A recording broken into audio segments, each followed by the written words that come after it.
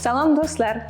Agarda siz rus tilini noldan o'rganmoqchi bo'lsangiz, bu video aynan siz uchun. Bu videoda biz sizlar uchun foydali misollar, maslahatlar yoki bo'lmasa iboralarni ko'rsatib berib o'tamiz. Videoni oxirigacha ko'ring va oxirida sizlar uchun bonus tariqasida 3 ta lifehackni aytib o'tamiz. Rus tilida gapirib ketish uchun. Yo, bu App Center. O'qiysizmi, o'qimaysizmi? Muhimi, o'z hayotingizni o'zingiz boshqaring.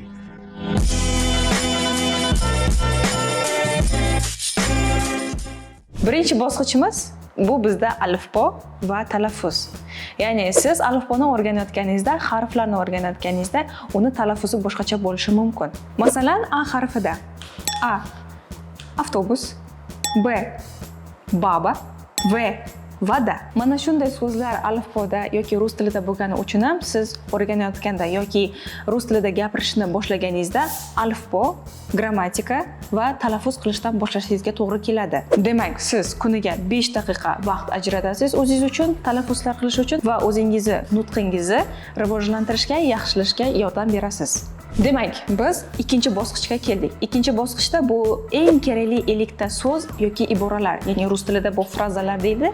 Buni yodlashingizga to'g'ri keladi. Bu so'zlarni olish uchun esa Telegram kanaliga o'tasiz va mana shu Telegram kanalni silkasini, havolasini biz mana shu video tagida qoldiramiz. Eng tez o'rganish va gapirish usuli bu eng kerakli gaplarni, so'zlarni, iboralarni yod olish va kundalik hayotda ishlatish. Например, biz misol qilib aytadigan bo'lsak, "У меня всё в порядке." Menda hammasi joyida. "Я сегодня еду в магазин."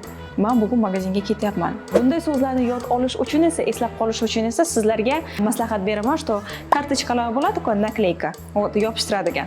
O'sha so'zlarni yozasiz, kartochkalarga xolodilnik bo'ladimi yoki stenangiz bo'ladimi, shkafchalaringiz bo'ladimi, o'sha yerga yopishtirib qo'ysangiz, har kuni o'tib ketayotganingizda ko'zingiz oldingizda turadi va уже eslab qolasiz. Zrительно, ya'ni ko'rib eslab qolasiz va eshitib har kuni o'zingiz o'qib o'rganadigan bo'lasiz.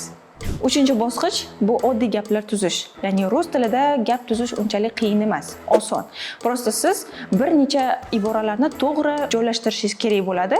Ular uchun siz bitta qoidani bilishingiz kerak bo'ladi. Men sizga hozir ekranda ko'rsataman. Bu kim, nima qilyapti va qayerda. Mana shu formula orqali gaplarni to'g'ri qo'yib chiqsangiz, sizda to'g'ri iboralar kelib chiqadi.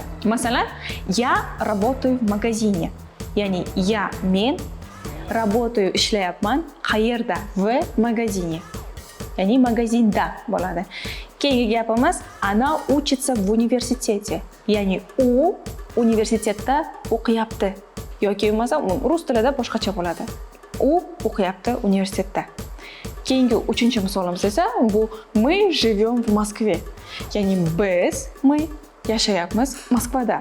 O'zbek tilida esa fe'l oxiriga tushadi. Rus tilida esa kim nima qilyapti ikkinchi bo'lib tushadi fe'l. Buni esdan chiqarmanglar. Maslahatim sizga har kuni 3 tadan gap tuzasiz, uni ovoz chiqarib, takrorlab gapirib turishingizga to'g'ri keladi. 4-bosqich bu bizda tinglash va taqlid qilish.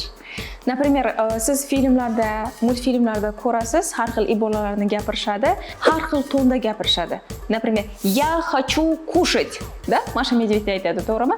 Siz ham shuni qilib takrorlab turishingizga to'g'ri keladi. Я хочу kушать. Например, он сказал нечто другое. Ya'ni u qandaydir boshqa narsani aytdi.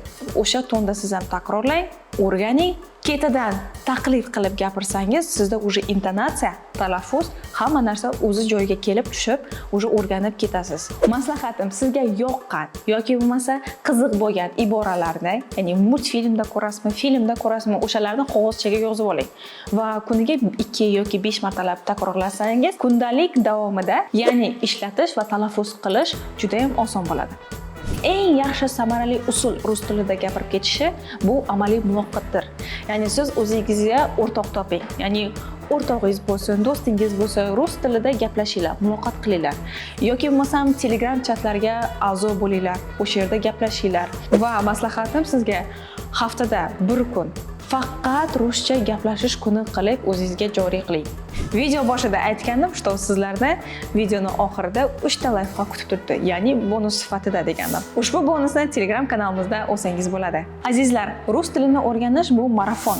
Siz har kuni bir ikkita so'z yoki iboralarni yodlab boring va siz qarabsizki 2 oydan keyin ruscha gapirishni boshlaysiz.